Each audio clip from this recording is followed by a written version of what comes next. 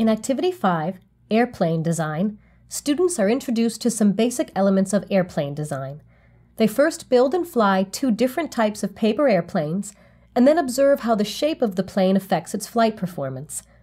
Finally, students identify the parts of a real airplane and discover that streamlining reduces drag in flight. You will need the following materials from the kit: Activity Sheet 5, Parts A and B, large paper clips, dart design, slider design, kite from Activity 4, and transparent tape. You will also need to provide sheets of plain paper, a penny, and pictures of airplanes. To prepare for Session 1, make a copy of Activity Sheet 5, Part A for each student. Make a copy of the dart design and the slider design for each team of 2. Find a space where students can launch their planes.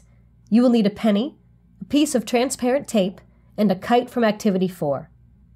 Each team of 2 will need 2 sheets of paper, a copy of the dart and slider designs, 1 large paper clip, and a small piece of transparent tape. To begin Session 1, borrow a student's kite from Activity 4. Remove the tail, paper clip, and string.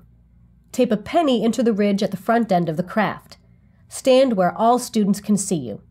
Hold the kite at about eye level, supporting it from underneath with both hands. Ask students, "What do you think will happen if I let go of this kite?" Students will probably say that the kite will fall to the floor. Let go of the kite. Students should observe the kite glide to the floor. Elicit that the kite traveled forward as well as down. Now ask, what kind of flying machine does this remind you of? It should remind students of a glider or airplane. Distribute a copy of Activity Sheet 5, Part A to each student. Divide the class into teams of 2 and distribute the materials to each team.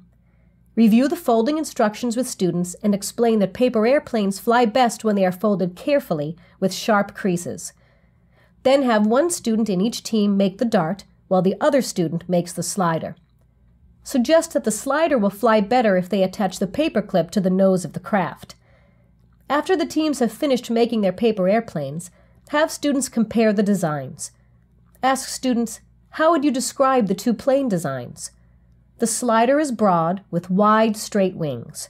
The dart is pointed with narrow, swept-back wings. Then ask, which design do you think can fly faster? Which plane do you think can stay in the air longer? Students may suspect that the pointed dart will fly faster and the slider with the larger wings can fly longer. Have students collect their paper airplanes, a pencil, and their activity sheets and follow you to the launching area. Encourage partners to stand apart and launch their planes at one another. The slider should be grasped from behind and launched by pushing it into the air. Have students repeat the launch several times and ask, how would you describe the flight path of the slider? The slider has a meandering flight path and may fly in lazy circles. Now have students launch the slider with a harder push. Then ask, what happened when you launched the slider with a lot of force? The slider may have fallen straight to the floor, or it may have climbed or dived sharply before crashing. Students should conclude that a slider flies best at low speeds. Next, have students repeat the test flights, this time with the dart.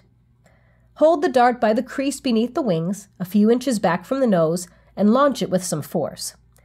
After several test flights, ask, how would you describe the flight path of the dart? Unlike the slider, the dart has a very straight flight path. Now have students launch the dart with a very gentle push and observe what happens. Without much speed behind it, the dart probably crashed to the floor. Students should conclude that a dart flies best at high speeds. Finally, students should conclude from their test flights that the dart flew the fastest while the slider remained airborne the longest. To conclude Session 1, tell students to save their paper airplanes for use in Session 2. Ask them to store their activity sheets and copies of the dart and slider designs in their folders. To prepare for Session 2, make a copy of Activity Sheet 5, Part B for each student. Have students bring pictures of different kinds of airplanes to class. Teams will need their sliders and darts from Session 1. To begin Session 2, pass around the pictures of airplanes, then distribute a copy of Activity Sheet 5, Part B to each student and review the parts of an airplane as a class. The body of the plane is the fuselage, the wings are attached to the middle of the fuselage, and the tail assembly consists of vertical and horizontal stabilizers that balance the plane in flight. Point out the narrow, tubular shape of the fuselage. Remind students that as an object moves through the air, it runs into resistance. Explain that drag is the air resistance that an airplane encounters as it is pushed through the air. Drag slows down the speed of the aircraft. Help students see that the fuselage is designed to run into as few molecules as possible as it travels through the air. Explain that airplanes are designed to be streamlined or sleek and smooth. Next, have students compare the shape of the wings in the pictures of airplanes. Ask students, why do you think wings come in so many different shapes and sizes? Students should realize from Session 1 that the shape of the wing affects flight performance. Let students know that in the next 2 activities, Bernoulli's principle and airfoils, they are going to learn how the wings on a real airplane help lift it into the air. To conclude Session 2, students can store their airplanes in their folders. Save the pictures of the airplanes for use in Activity 7. For science background, reinforcement activities, curriculum connections, and information about the Delta Science Reader, please consult your DSM Teacher's Guide.